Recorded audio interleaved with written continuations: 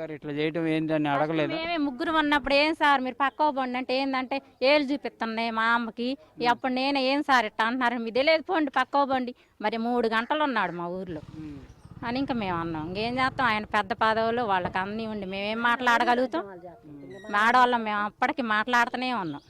ఏళ్ళెట్ట చూపిస్తండి మీరు చూపించండి ఇంకా అదే జరిగింది. ఇంకా మీరేమో ఎట్లా ఉంది ఇప్పుడు పరిస్థితి ఎట్లా ఉంది అసలు? ఆయనే దౌర్జన్యం చేసి మా మీద ఎగబడేటట్టు ఉన్నాడు.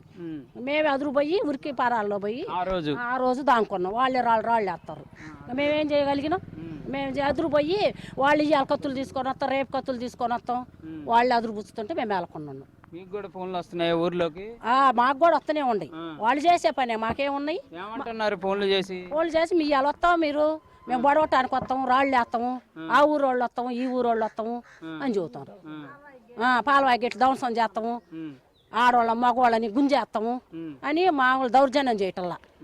ఎస్ఐయే దౌర్జన్యం చేసి మా బైకులు బయగలేయటము, ఆడ మా మీద కర్ర చూపించటము, మా బైకులు ఇంటికాడ బైకులే తీసి ఇసిరిసిరి నూకిండు. మరి ఆ ఎస్ఐ మరి ఏం మనిషో ఏమో మరి ఆ రోజే మేము అదురు పోయి లోపల పోయినాం. ఇంకా జరిగేదే లేదు. ఇంకా దాడి చేసింది ఆయనండి. ముందు ఫస్ట్ కారులో కర్రలు రాళ్ళు వేసుకొచ్చింది తను. ఒకసారి ఏజెంట్ అయినప్పుడు ఒకసారి వచ్చి చెక్ చేసుకొని వెళ్ళిపోవాలి, కరెక్ట్ అది.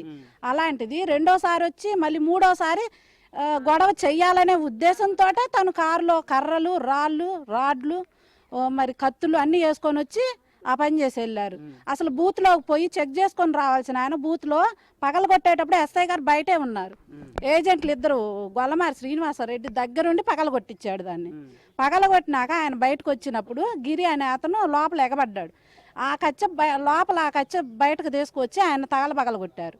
పగలగొట్టాక ఆయన ఒంటి నిండా నెత్తురు చూసి మా వాళ్ళు ఆయన మీదకి ఎదురు తిరిగారు. అంతేగాని మాకు గొడవ చేయాల్సిన పరిస్థితి అసలు లేనే లేదు. అది కూడా కాకుండా నిన్న ఒకటి సీసీటీవీ ఒకటి వచ్చింది, ఎమ్మెల్యే లోపలికి వెళ్ళటం, ఆ ఈవీఎంను పగలగొట్టడం. అది ఆ రోజు ఆయన రావటం కూడా అగ్రెసివ్గా వచ్చారా లేకపోతే కూల్గా ఓన్లీ ఒక అభ్యర్థిలాగా వచ్చారా? ఎట్లా? ఫస్ట్ 2 టైమ్స్ కూల్గానే వచ్చారండి.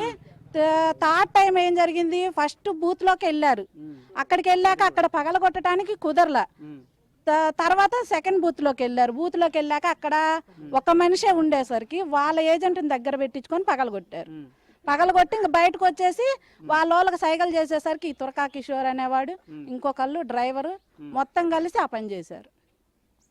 ప్రధానంగా ఇప్పుడు భయభ్రాంతులు గురవటం కానీ ఇవన్నీ ఇప్పుడు అసలు మీరేం కోరుతున్నారు? ఎమ్మెల్యే కూడా బెదిరిస్తున్నారు అంటున్నారు కదా, మీరు గ్రామస్తులు ఏం అనుకోరుతున్నారు? మా గ్రామానికి రక్షణ కావాలండి. మా మగాళ్ళని ఏది లేకపోయినా కేసుల్లో ఇరికిస్తున్నారు.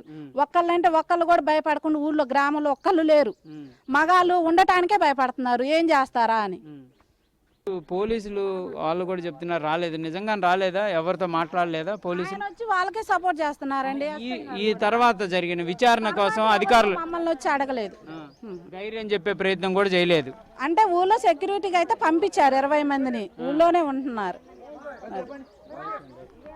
ఇది ప్రధానంగా కూడా గ్రామంలో ఉన్నటువంటి పరిస్థితి, ఆ రోజు జరుగుతున్నటువంటి సిచ్యువేషన్కి సంబంధించినటువంటి అంశాలను కూడా చాలా బాధాకరంగా వివరిస్తున్నటువంటి పరిస్థితి ఉంది. మేము కనీసం అడ్డుకునేటటువంటి ప్రయత్నం చేస్తేనే మాపైనే దౌర్జన్యంగా రావడం జరిగిందనే విధంగా చెప్తున్నారు.